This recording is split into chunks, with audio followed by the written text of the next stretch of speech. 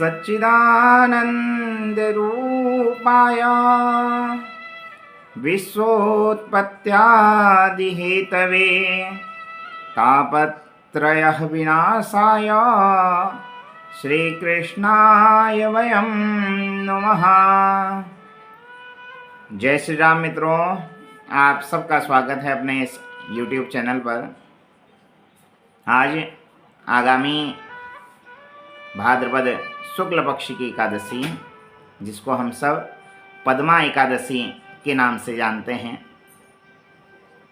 3 सितंबर 2025 अर्थात कल पद्मा एकादशी का व्रत किया जाएगा। और इस दिन भगवान नारायण के ऋषिकेश का पूजन करने का विशेष महत्व है। पद्मा एकादशी के प्रभाव से मनुष्य के सब पाप ताप संताप नष्ट होते हैं। तीनों प्रकार के तापों का नाश करने वाली है पद्मा एकादशी है। रामचरितमानस में जैसा आता है, दैहिक दैविक भौतिक तापा राम राज काहू नहीं व्यापा।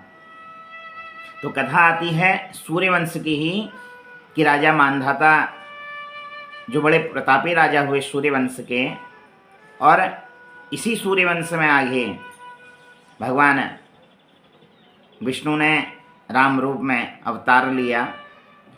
तो राजा मानधाता के राज्य में एक बार अकाल पड़ा।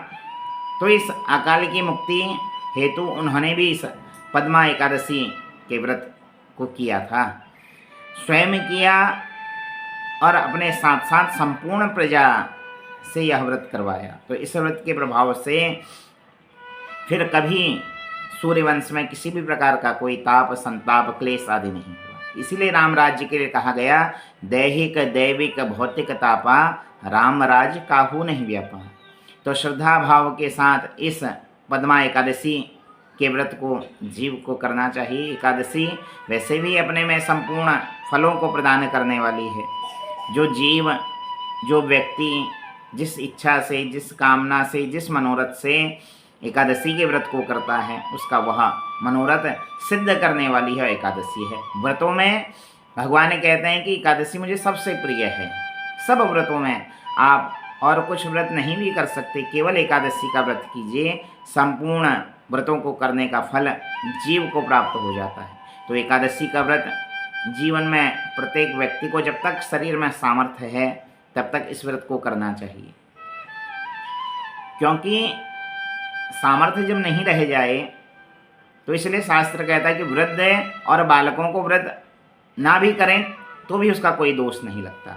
किंतु यदि शरीर में सामर्थ्य है तो व्रत अवश्य जीव को करना चाहिए। यह उपवास अर्थात उपास्यते समीपः इति उपवास, जिसका हम भजन पूजन आदि कर रहे हैं, मन सदैव उसी में लगा रहे।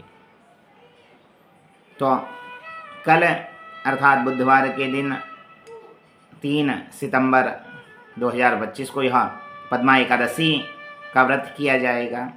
स्मार्त वैष्णव आदि संप्रदायों द्वारा कल ही यह व्रत किया जाएगा। तो श्रद्धा भाव के साथ इस व्रत को किया जाए। आप सभी को पद्मा एकादशी की बहुत बहुत बधाई। आज की वीडियो में इतना ही। पुनः किसी नई चर्चा को लेकर आप सबके सम्मुख उपस्थित होऊंगा। तब तक के लिए आज की राधे राधे।